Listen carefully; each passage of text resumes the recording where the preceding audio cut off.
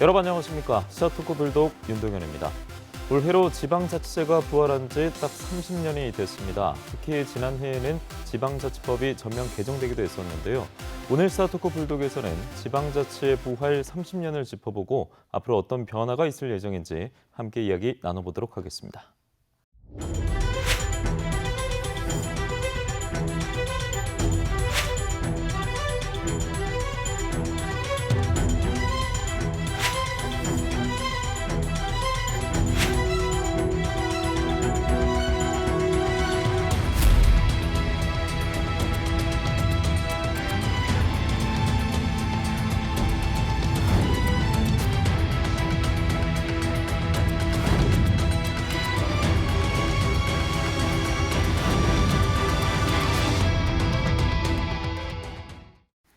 화면으로 만나본 이 세 분과 함께 오늘 시사토크 불독 시작하겠습니다. 어서 오십시오.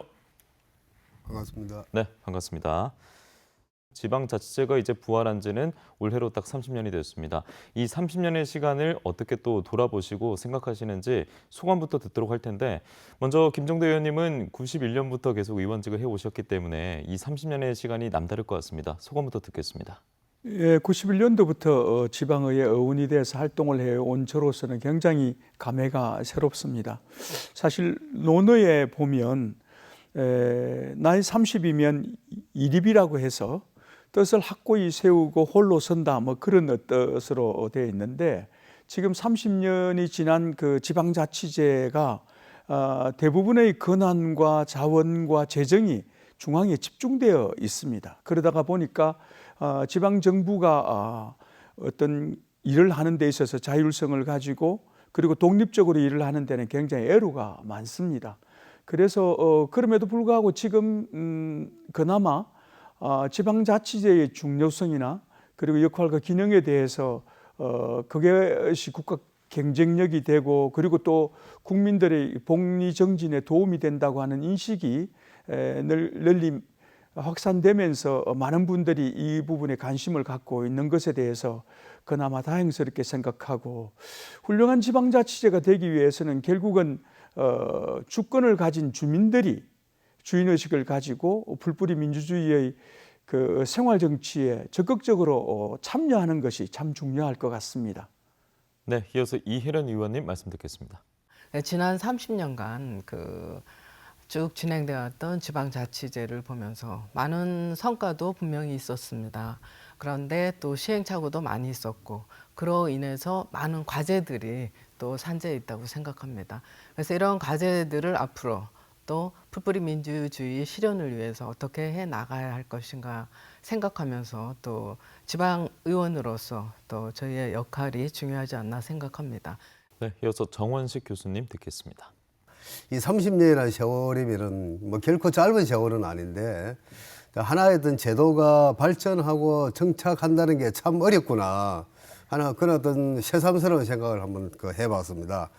뭐 그동안에 여러 가지 어떤 좋은 긍정적인 어떤 변화에도 불구하고 뭐 여전히 중앙 정치와 행정권 그리고 수도권 중심의 어떤 논리가 지배하고 있는 이런 어떤 마당에서 이번에 이제 지방자치법 전면 개정안은 앞으로 우리나라의 이제 지방자치 발전의 어떤 물꼬를 트는데 아마 크게 기여할 것으로 생각하고 상당히 어떤 긍정적인 어떤 평가를 해보게 됩니다.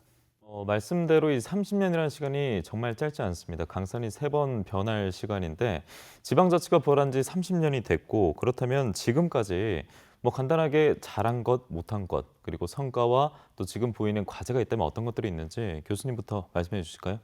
지방자치를 하고 있는 것은 사실인데 그 성과라든가 우리에게 피부에 와닿는 주민들에게 어떤 수혜를 받는 그런 어떤 측면에서는 다소 좀 미흡한 점이 많지 않는가 하는 그런 어떤 생각을 좀 치울 수가 없습니다. 그동안 지방자치가 해오면서 가장 큰 변화라 그런 것 같으면요. 지방이 이제 발전한다는 그런 측면에서 특히 이제 예산과 관련해 보는 것 같으면 사회복지 예산이 상당히 많이 증가했습니다. 그리고 앞으로도 아마 계속 이 부분 증가할 것 같고요. 그런 면에서는 우리 주민의 복지 측면에서는 좀 긍정적으로 우리가 평가할 수 있을 것 같고요. 그리고 또 우리 민원이라든가 기타 어떤 행정에다가 문턱이 좀 많이 낮아진 것도 좀 사실인 것 같고요. 그리고 또 우리 공무원들, 그 정치인들, 지방 정치인들의 어떤 도덕성과 또 자질 문제, 뭐 이런 면에서는 뭐 상당히 많은 어떤 변화를 했다고 이제 볼 수는 있습니다. 이제 그럼에도 불구하고 뭐 여전히 우리가 아쉽고 앞으로 이제 또 해결해야 할 과제도 역시 이제 많은 것 같은데요. 지금 현재 우리 어떤 지방자치는 흔히들 이제 뭐 반쪽 지방자치다. 그리고 또 뭐 자율권은 불과 뭐 10%, 20%밖에 안 된다는 이런 또 말씀들을 많이 하고 있거든요.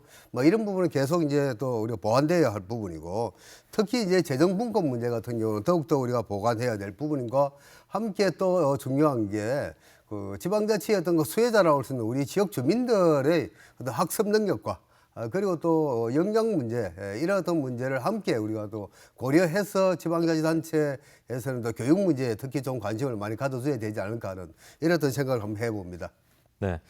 주민들의 체감 수치가 좀 낮았다. 그리고 뭐 반쪽 지방자치다 이런 말씀이 귀에 와닿았는데 이혜련 의원님께서는 성과와 과제 어떻게 보십니까? 사실은 저는 이제 성과 면에서 보면은 91년도에 지방자치제가 시작되고 난 후 95년도에 지방단체장 직선제 선출한 거는 지방자치제가 시작되면서 큰 성과라고 생각합니다. 지방자치단체장을 선출함으로써 그 이후부터 아마 그 지방자치단체의 외형적인 성장이 급성장했다고 생각하거든요. 그리고 질적인 성장 면에서도 분명히 있었지만 이런 부분에서 많은 시민들이 공감대 형성이 안 됐기 때문에 평가 절하받는 부분도 많이 있다고 생각합니다. 그리고 또 주민 참여 부분에 있어서 좀 성과가 있지 않았나 생각합니다. 예를 들어서 주민 참여 예산제 그런 거는 지금도 이렇게 많이 좀 활성화되어 가고 있는데, 그래서 공무원들이 이제 그 조금 수평적인 그런 민원 처리 이런 부분도 많이 개선됐다고 봅니다. 하지만 아직도 중앙 정부의 하부 조직으로 지금 진행되고 있는 많은 그런 부분들, 그다음 재정적인 면에 있어서 중앙 정부로부터 좀 탈피해야 되지 않겠나 하는 그런 거는 계속해서 저희가 강조하고 있는 부분인데, 이런 부분 좀 잘 과제로 좀 앞으로 잘 진행됐으면 좋겠다는 생각입니다. 네.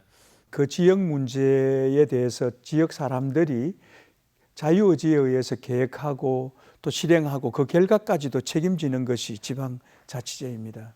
근데 사실은 이제 그 지방자치제가 어떻게 운용되고 하느냐에 따라서 그 도시가 소멸되기도 하고 또 그 지역에 사는 사람들의 행복도가 달라질 수 있습니다. 그런 상황 속에서 지금 거기에 관련된 제도나 그리고 법령 이런 것들이 참 중요한데, 현재의 정치적인 어떤 그 여러 가지 내용들을 놔두고라도 지역에 있는 여러 가지 행정을 하기 위해서는 예를 들어서 거기에 관계되는 수반되는 예산이 참 중요한데, 예산이 지금 현재 처음 시작할 때부터 지금까지 2대8 정도로 되어 있습니다. 예.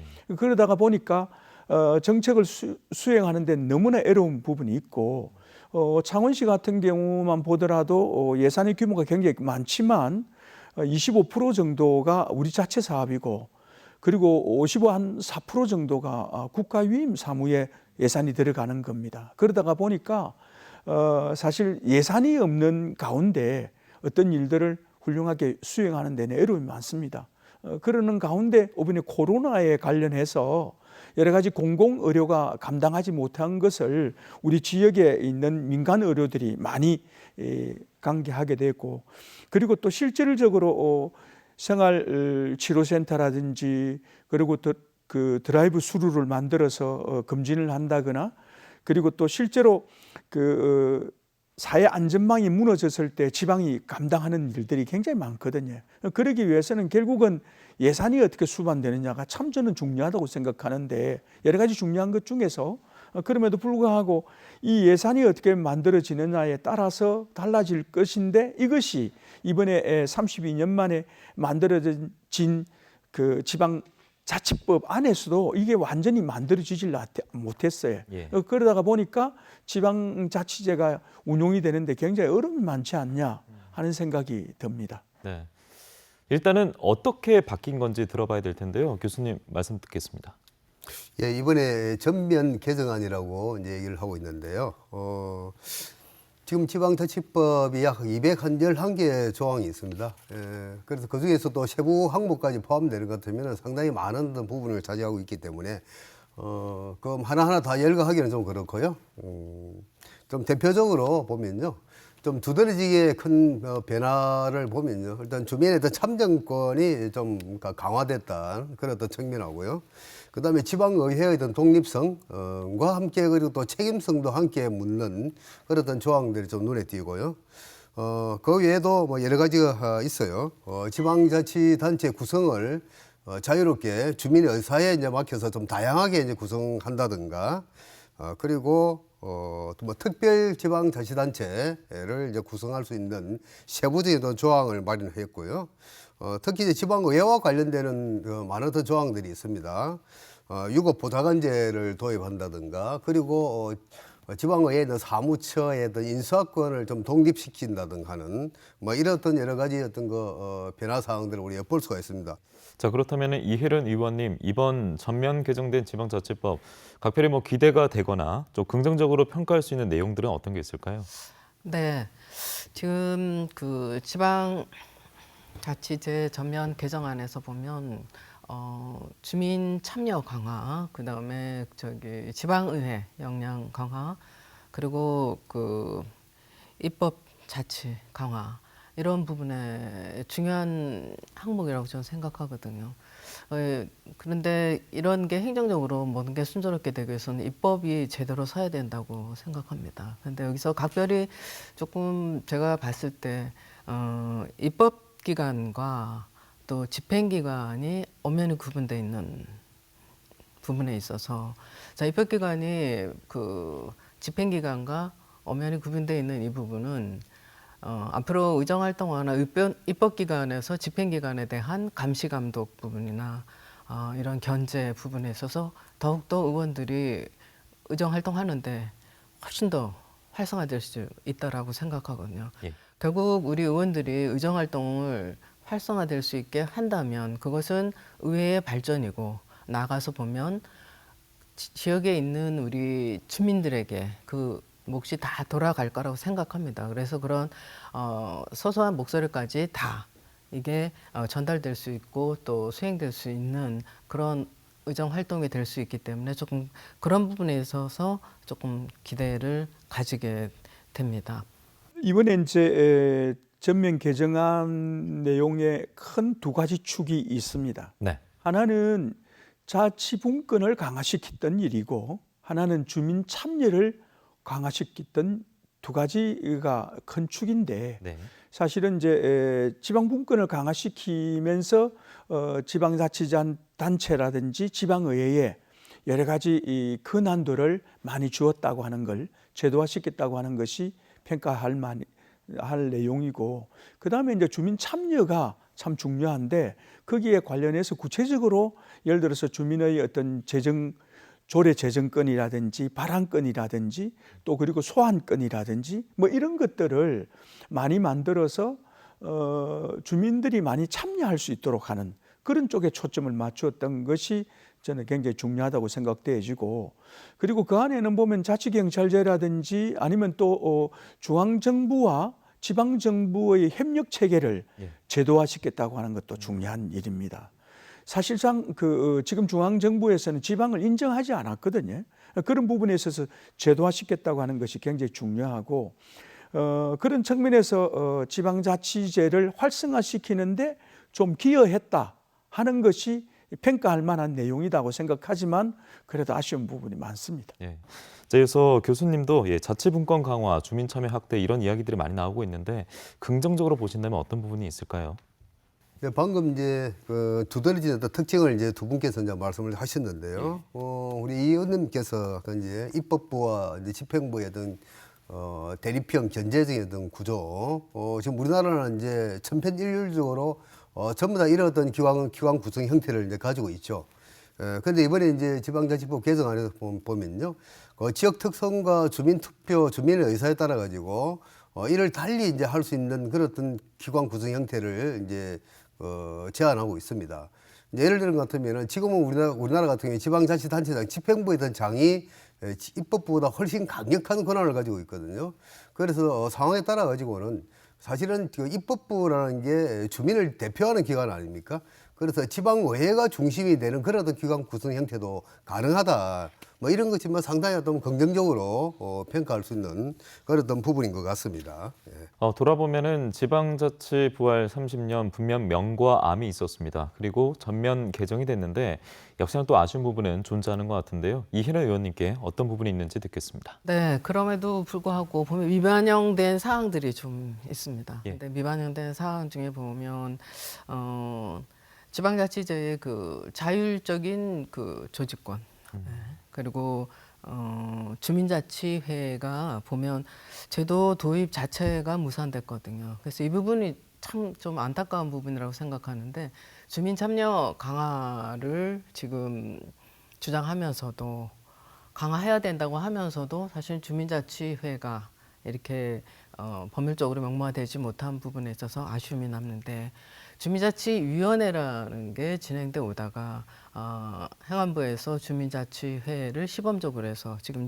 600여 곳에 읍면동에 지금 실시하고 있습니다. 근데 주민자치위원회는 심의기관이었다고 보면 여기는 위탁 사무까지 처리할 수 있는 그런 주민자치회로 지금 이제 시범적으로 하고 있는데 이 부분이 그 반영되지 못한 부분의 이유를 보면 그 정치적인 중립성이 미약하다는 그런 이유로 이게 미반영됐는데 이 부분은 아마 계속해서 아마 지속적으로 또 거론이 될 수 있는 그런 사항이 아닌가 생각하고 그래서 이렇게 미반영된 부분들을 보면 좀 더 심도 있게 이런 부분 고민해 나가면서 풀어나가야 될 과제가 아닌가 그렇게 생각을 합니다. 네, 지방자치인데 뭔가 가장 중요한 게 빠진 듯한 느낌이 많이 듭니다. 이어서 김정대 의원님도 아쉬운 부분 듣겠습니다.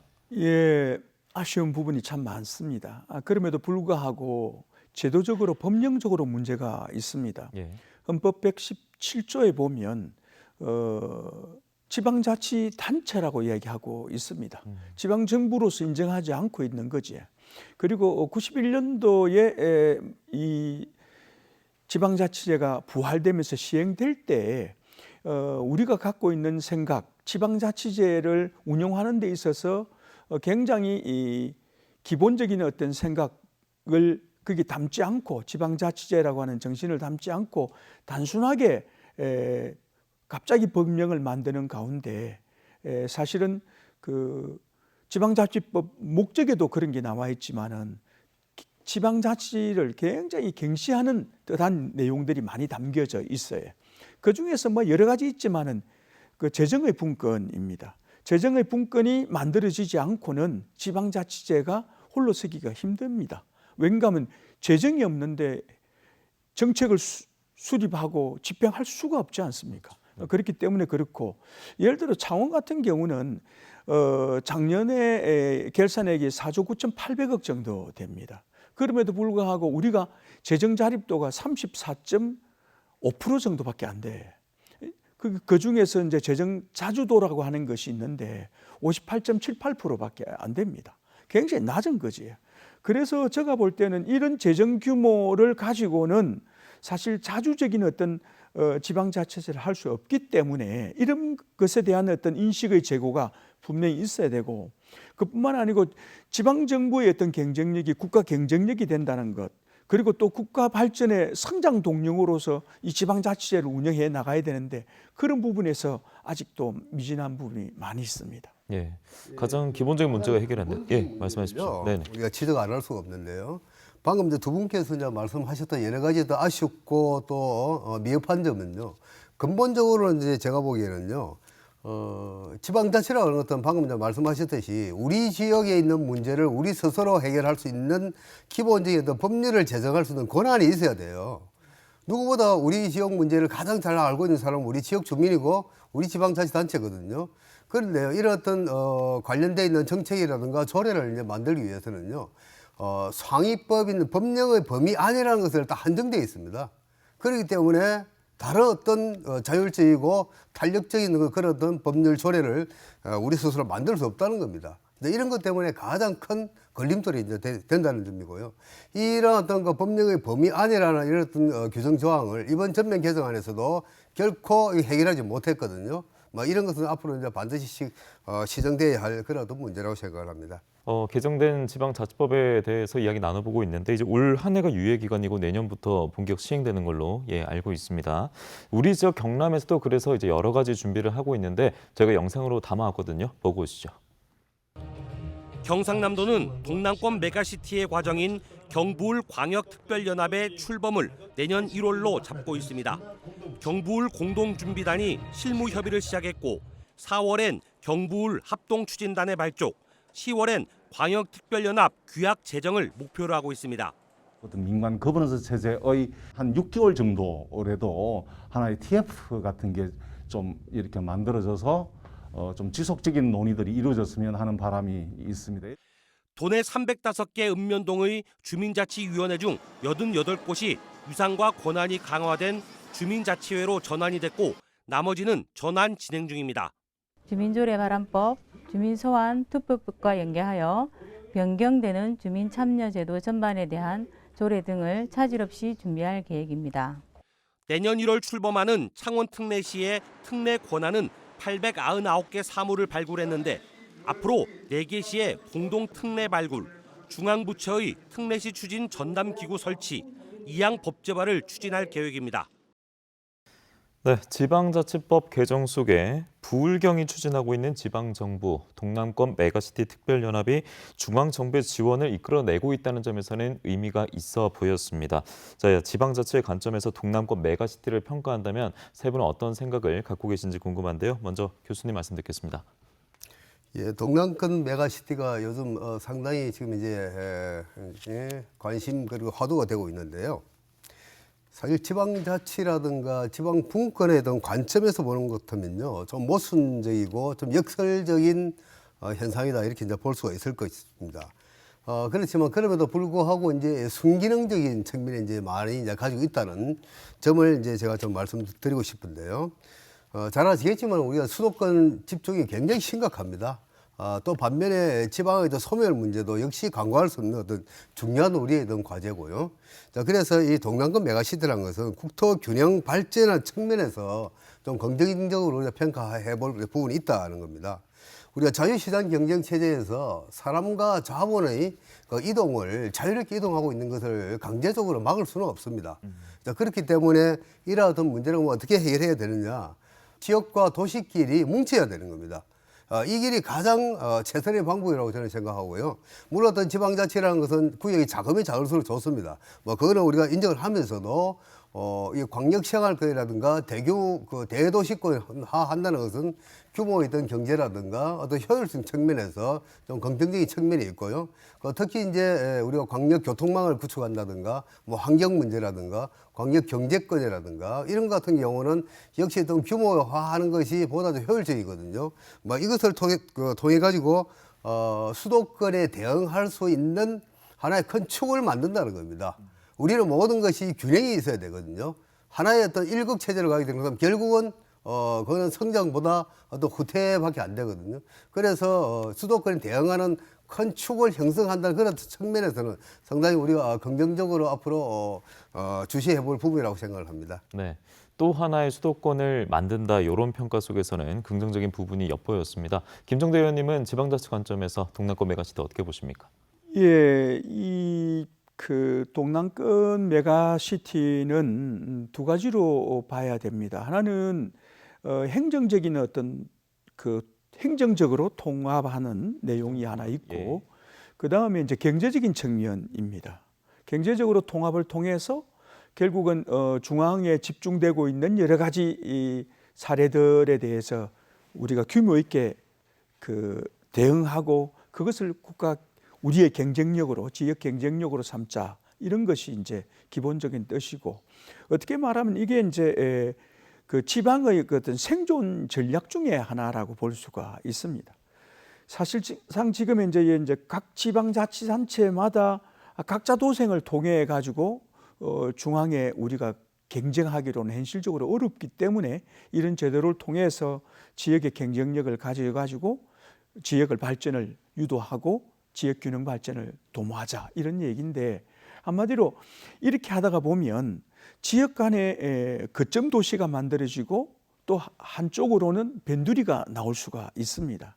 그러다가 보면 이게 지역균형 발전에 굉장히 문제가 생기고 그리고 또 지자체 간의 협력과 합의에 있어서 굉장히 문제가 많이 일어날 겁니다. 왜냐하면 지역균형 발전을 도모한다고 하지만 사실상 거점과 변두리, 변방이 나오기 때문에 그런 부분에 대한 어떤 정책을 어떻게 쓰느냐에 따라서 이것이 성공하고 또 그 실패하는 그런 제도의 지금 시발점이라고 볼 수가 있습니다. 그런 부분에 있어서 많은 사람들이 이런 부분에 관심을 많이 가져야 되겠지. 예, 기초공사부터 참 중요할 것 같은데요. 이혜련 의원님 어떻게 보십니까?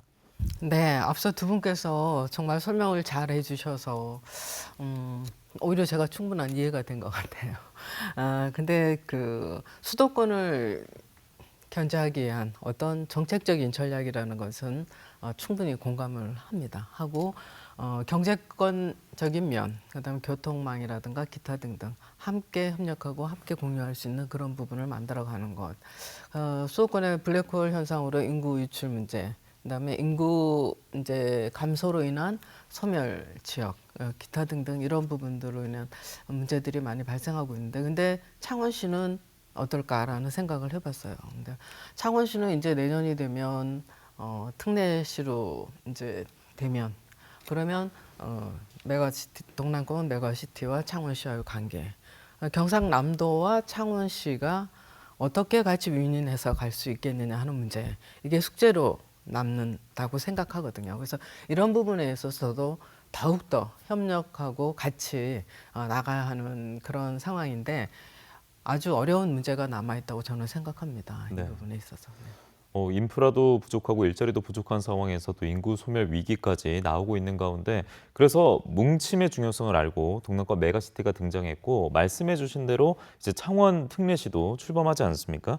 그래서 지방자치 관점에서 본다면 어떤 기대가 있는지 또 무늬만 특례시 아니냐 이런 우려도 있습니다. 먼저 이혜련 의원님 그러면 이에 대해서 어떻게 생각하시는지 말씀 듣겠습니다.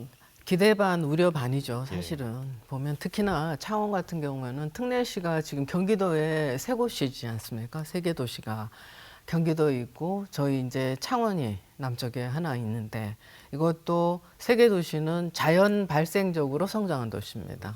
창원시는 마산, 창원, 진해가 통합해서 이 부피가 커진 도시입니다. 그래서 이런 부분에 있어서 통합에 대한 부정적인 생각, 그 생각이 아직도 남아있는 부분들이 많기 때문에 그것도 해소하기 이전에 또 다른 특례시는 도대체 뭐야? 라는 그런 주민들의 의견이 참 많으십니다. 그래서 가야 할 길이 사실은 참 먼 길이라고 생각하고 시민들의 특례시에 대한 이해도가 아직까지 좀 많이 낮다고 보거든요. 이게 홍보 문제도 있겠지만 이게 또 코로나 여파가 또 있는 거 아닌가라는 생각이 듭니다. 특례시가 되는데 가장 지금 제일 많이 우려하고 기대하는 부분은 사실은 구청장 임명제보다는 선출직을 원하시거든요. 그리고 광역시에서만 되는 문제잖아요. 그래서 이런 문제는 어떻게 주민들에게 설명될 것이며 이 부분에 대해서 어떻게 해결할 건가 하는 그런 문제도 되두고 있는 이 지금 시점에 좀 더 정말 심도 있게 이 부분 유예 기간 동안 고민하면서 같이 가야 되는데 이런 지역의 특성에 대한 것도 이제 그 특례시 추진단이 형성되었고 또 시장 협의회도 형성되었기 때문에 그 지역의 도시마다 갖고 있는 특징이나 또 그 지역이 갖고 있는 고유의 문화 정체성 이런 부분을 감안해서 특례시 가는 방향이 조금 잘 짜여져야 되지 않겠나 하는 그런 생각을 합니다. 통합 창원시가 되는 과정에서도 아직 그 남아있는 갈등이 있는데 지금 창원 특례시 저희는 얘기를 하고 있습니다. 기대와 우려 어떤 게 있을까요, 의원님? 지방자치제에 있어서 통합은 지방자치 정신에 반하는 개념입니다. 왜 그런가 그러면 사실은 그 통합이 되고 조직이 커지게 되면 어떤 효율성이라든지 소수에 대한 중요성이 좀 이렇게 등한시될 가능성이 많습니다. 그렇기 때문에 사실은 그 우리가 생각하는 사람 중심의 유민 행정이 안 될 가능성이 많지. 그러나 이왕 이게 통합이 돼서 그 10년 동안 기회비용이 많이 들은 상태에서 이 위민행정 그리고 또 도시 규모에 맞는 행정을 하기 위해서는 새로운 형태의 행정 제도가 만들어져야 되는 상황이지. 그래서 창원 특례시가 만들어지게 되는 겁니다. 사실 창원 특례시가 만들어지게 되는 배경에 소위 도농통합, 세 개 시가 이렇게 뭉치게 되는 과정에 있어서 지역 균형 발전에 대한 어떤 수요라든지 주민들의 어떤 욕구들이 굉장히 분출하게 됩니다. 그것을 우리가 잘 활용하고 그리고 또 성화시키기 위해서는 결국은 행정의 제도 이런 것들이 광역시가 되거나 특례시가 되어야 되는 상황인데, 광역시는 결국은 이제 도에서 빠져나오게 되는 것이기 때문에 굉장히 문제가 생겨서 특례시라고 하는 새로운 이번에 고양하고 수원, 용인 이렇게 4개 시가 내년 1월 13일부로 특례시가 되는 겁니다. 그렇게 되면 우리가 운용할 수 있는 예산이라든지 행정의 권한 또 사무의 이양 이런 것들이 많이 되는 가운데 저는 긍정적인 면이 많다고 봅니다. 그런 측면에서 우리가 이런 부분에 대한 내용들을 우리 1년 동안 지금 계속 그 시행령을 여러 행태로 손을 보고 있거든요.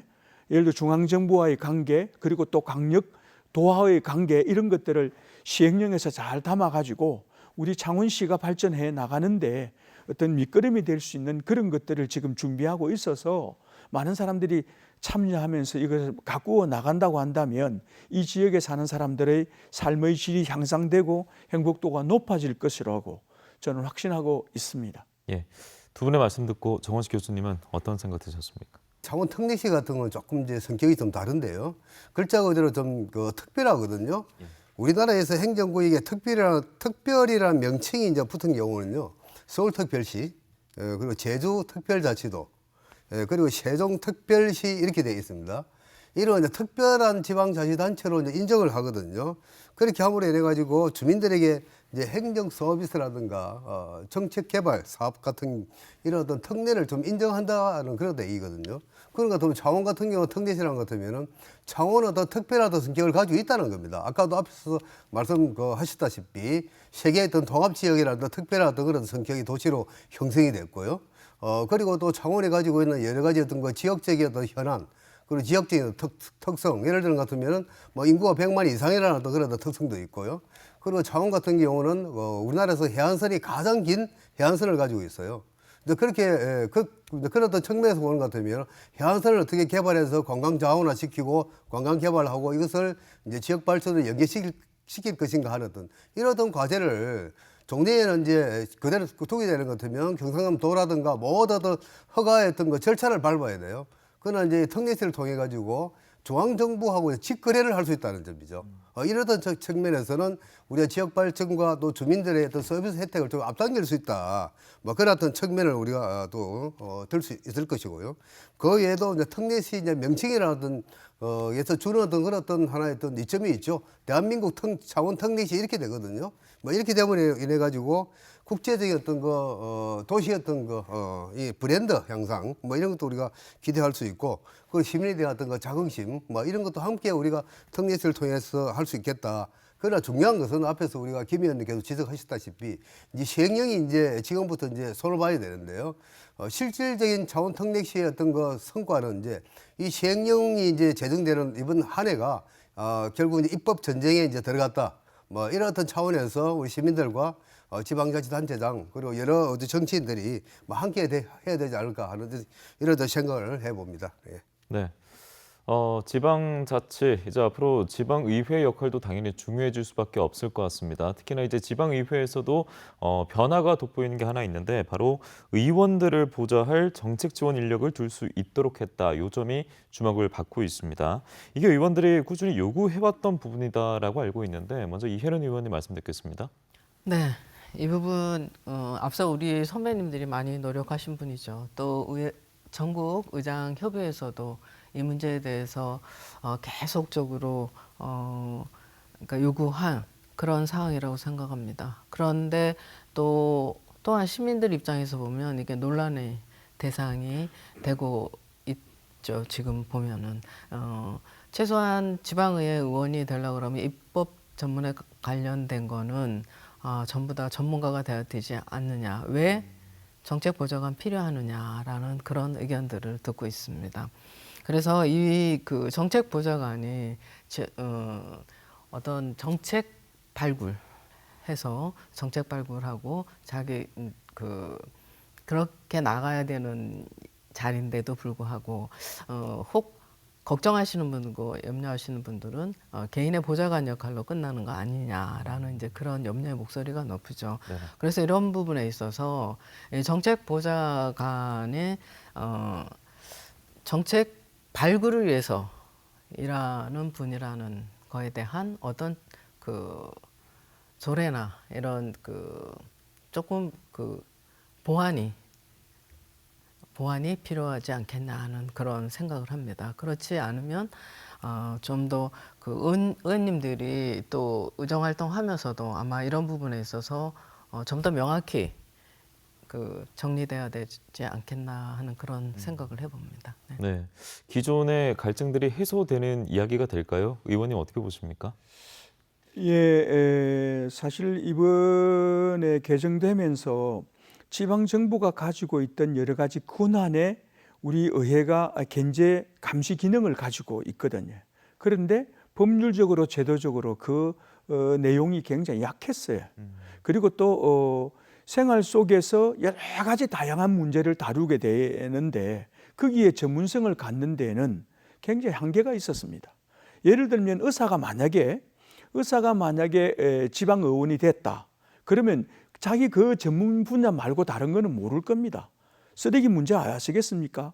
그리고 대중교통 버스 문제를 알겠습니까? 환경 문제 알겠습니까?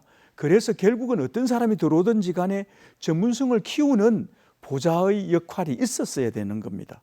이거는 91년도부터 첫 시작할 때부터 나온 내용입니다. 이제 이렇게 바뀌고 있는 그런 상황이고, 그리고 또 사실은 이제 그렇게 하기 위해서는 우리가 갖고 있는 어떤 독립성이라든지 자율성을 갖기 위해서 인사권이 있었어야 됩니다. 그래서 이번에 이제 의회의 인사권을 의장이 갖게 되는 것이고, 그리고 또 실제로 입법 그 기능을 갖고 있는 데 있어서 전문 인력을 우리의 보좌진으로 생각을 할 것이 아니라 전문적인 어떤 내용들을 우리한테 보충해 주는 그런 역할의 인력이라고 본다고 한다면, 제가 볼 때는 지금 현재 의원 정수의 반밖에 안 되는데 제가 볼 때는 그것도 약하다고 저는 보는 거지. 그리고 또 하나는 제가 지금 의정 활동을 쭉 하면서 근 30년 동안 생활하고 있지만 현재의 선량들은 자기의 삶을 유보하거나 그리고 자제하거나 이렇게 살고 있습니다, 실제로. 예. 그렇기 때문에 우리 의원들이 갖고 있는 역량을 키워줄 수 있는 제도가 법령이 만들어져야 되는 거지. 그런 측면에서 이번에 지방자치법이 개정되면서 약간 보충이 됐다고 봐야 됩니다. 제가 볼 때는 아직도 많이 개선되고 증가되어야 될 내용들이 많이 있다고 저는 봅니다. 예, 지방 분권과 자치 입장에서 봤을 때는 분명 한계점이 있어 보이는데 교수님께서는 말씀 들으시면서 또 어떤 생각 드셨습니까? 예, 긍정적으로 평가하고 환영을 하면서도요.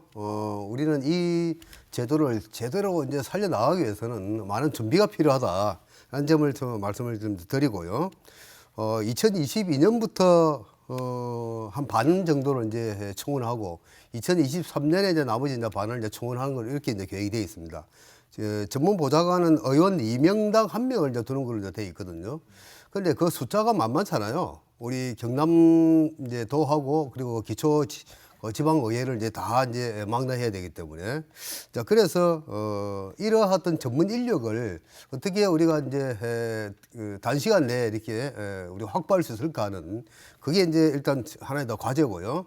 왜냐하면은 이 전문 인력이랑 전문 유급 보좌관이라는 것은 주로 이제 정책이라든가 입법 제정하는데 이제 지원해 줄 수 있는 전문 인력가거든요. 그렇게 되려고 하면 적어도 행정학이라든가 법학을 든 전공한 그런 대졸 이상의 어떤 석사 이런 정도의 어떤 또 그렇지 않은 것 같으면 유경험자. 그 정말 그 인력을 확보하기가 쉽지 않다. 이제 그런 측면에서 보좌관 뭐 양성을 위한 아카데미 스쿨 같은 이런 것도 이제 운영해 준비를 좀 해야 될 것 같고요. 그다음에 또 하나 이제 중요한 것은요. 임명당 이제 한 명을 이제 두는 걸로 돼 있거든요. 이제 그렇기 때문에 국회의원의 보좌관하고는 전혀 다릅니다. 국회의원 보좌관 같은 경우는 참모형도 있고 전문가형도 있고 그리고 비서형 뭐 여러 유형의 이제 많은 비서들을 두고 있거든요. 그런데 이제 우리 지방의원 같은 경우는 이제 2명당 1명밖에 안 되기 때문에 전문가가 이제 들어와야 되거든요. 이제 그렇게 되려고 하는 것 같으면은 상당히 이제 쉽지가 않다는 얘기죠. 그래서 이게 잘못 우리가 초원이 되고 하게 되는 것 같으면은 지방 의원들이 개인 비서로 잘 나갈 가능성을 우리 배제할 수가 없어요. 그렇기 때문에 지방 의원의 어떤 그 사적 업무에 동원되지 않도록 철저하게 인사 운영 방침이 마련되어야 되겠다 하는 점을 말씀 좀 드리고요. 그리고 또 이 유급직이거든요. 아직까지 정확하게 이제 몇 급 정도로 되는 건 안 나와 있는데 아마 예상컨대 아마 기초 같은 경우도 한 6급 정도, 광역 같은 경우는 한 5급에 준하는 그런 어떤 공무원 예, 아마 우리가 예상을 할 수 있거든요. 그리고 그다음에 예산도 상당히 만만찮아요. 그리고 이제 그렇기 때문에 이런 또 유급직에다 보좌관 제도 취지를 살리기 위해서는요, 공정하고 정말 투명한 어떤 채용 절차 등이 사전에 마련되어야 되겠다는 점을 좀 말씀드립니다.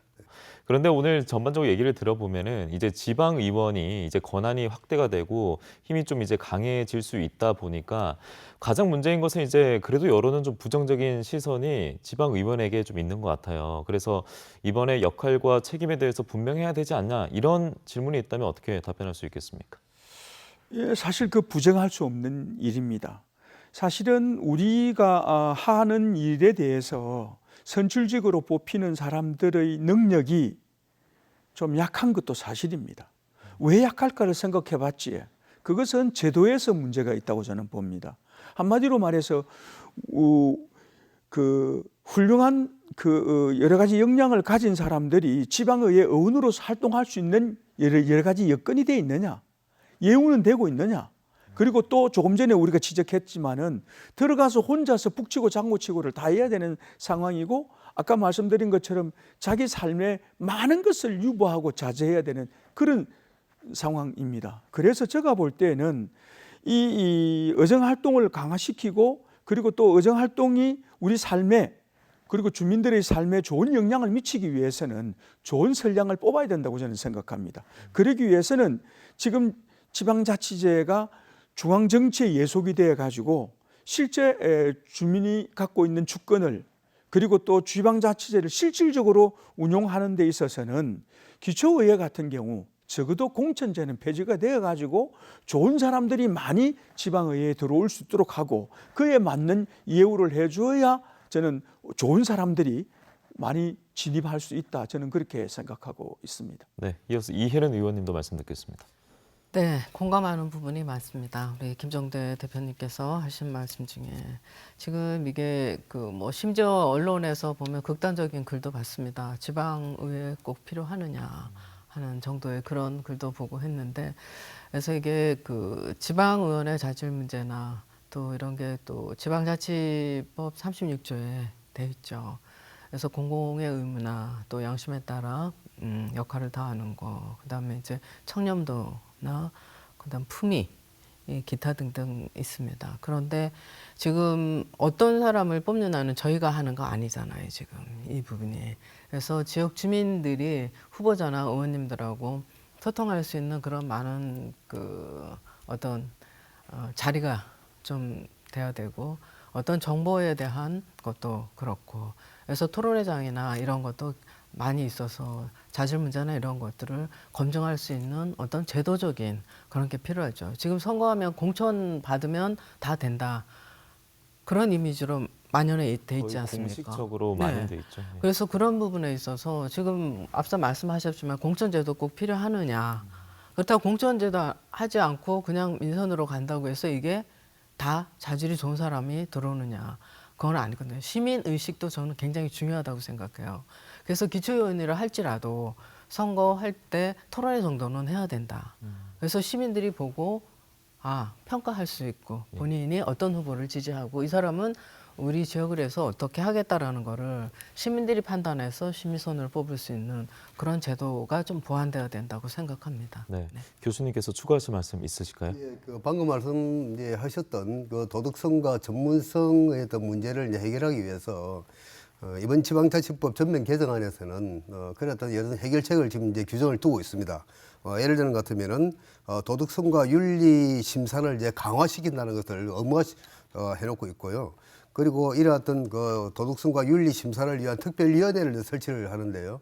그걸 이제 민간으로 이제 구성하는 걸로 이제 업무화시켜 놓고 있습니다. 그런 면에서는 상당히 객관성이 좀 담보될 수 있다는 점을 말씀 좀 드리고요. 그 외에도 이제 겸임을 금지한다든가 겸임 금지를 이제 구체화시켜 놓고 있고요.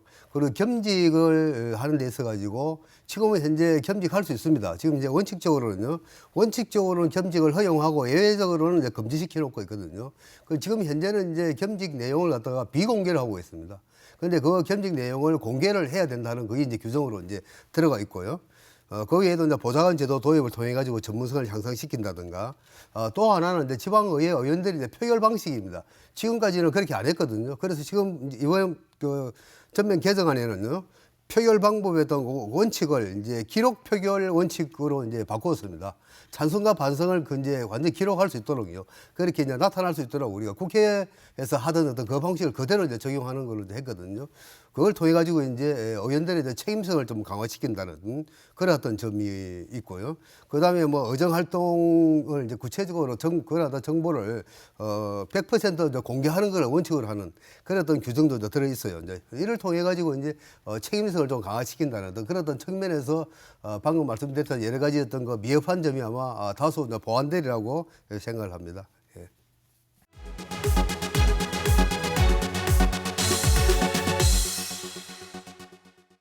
여러 논쟁이 있었습니다. 하지만 지방 분권과 자치는 시대의 흐름이라는 사실은 분명해진 것 같습니다. 오늘 끝으로 이 지방자치가 조금 더 성장할 수 있는 세 분의 말씀 제언 들으면서 마치도록 하겠습니다.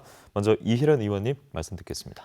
네, 지방자치 이제 전면 개정안이 정말 험난한 과정을 통해서 또 통과되었습니다. 하지만 다시 새롭게 지금부터 시작이라고 생각합니다. 풀뿌리 민주주의를 실현하기 위해서 가는 길에 또 30년 전에 그런 많은 경험을 가지고 또 발전된 민주주의를 실현하기 위해서 앞으로도 가야 될 과제들이 많이 남아있죠. 많이 남아있고 한데 이런 부분들을 또 우리 창원시 같은 경우에는 특히나 특례시라는 게 내년 1월 13일부터 이제 특례시가 시작되죠. 시작되기 전에 1년간 유예기간 동안 많은 그 시행령에 관련된 거, 특히 재정 예산 그리고 조례 관련된 많은 것들을 정말 차근차근 다 연구해서 제대로 갈 수 있도록 노력해야 되지 않겠나 생각합니다. 김종대 의원님 말씀 듣겠습니다. 예, 정치와 행정은 궁극적인 목적이 그 지역을 발전시키고 그 지역에 사는 사람들을 행복하게 만드는 것이 궁극적인 목적이고 가치일 겁니다. 그런 측면에서 좋은 제도도 있어야 되고 그리고 또 많은 예산도 있어야 되지만 결국은 그것을 운용하는 사람이 중요할 겁니다. 그래서 좋은 사람을 뽑는 노력이 우리 주민들한테는 꼭 있어야 되겠고 그리고 또 지방의회가 하고 있는 여러 가지 일들에 대해서 관심을 가지고 동료와 격려를 아끼지 않아야 지방자치제가 훌륭하게 발전되지 않을까 그렇게 생각합니다. 네, 마지막으로 교수님 말씀 듣겠습니다. 예, 자치 보활 31살의 우리나라 지방자치가 내년부터 이제 새 옷을 이제 갈아입게 됩니다. 뭐 상당히 이제 기대하는 바도 이제 많은데요. 자치 입법권이라든가 그리고 자치 그 풀뿌리 자치 그리고 정당 공천 폐지와 같은 이런 어떤 제도적인 어떤 그 방안의 어떤 해결도 앞에 우리가 함께 이제 노력을 해야 되겠고요. 그러나 이제 무엇보다 중요한 것은 그 실행하는 어떤 사람이 좀 달라져야 된다. 그래서 정치, 행정, 우리 공직자들의 지방자치 어떤 교육, 학습을 좀 요구하고 싶고요. 우리 지역 주민 역시 이제 주권 회복을 요구하면서도 주권자로서의 책임 있는 자세와 역량이 상당히 더 중요하다. 그런 측면에서 시민교육의 정책적인 노력이 함께 병행해 나갈 것을 기대해 봅니다. 네, 말씀 잘 들었습니다. 풀뿌리 민주주의로 대변되는 지방자치, 이제 내년부터 새롭게 또 성장하는 지방정부로 나아가기 위해서는 여러분이 주인입니다. 여러분의 관심이 중요하겠습니다. 오늘 스타트코 불독은 여기서 마무리하도록 하겠습니다. 함께해 주신 여러분 고맙습니다.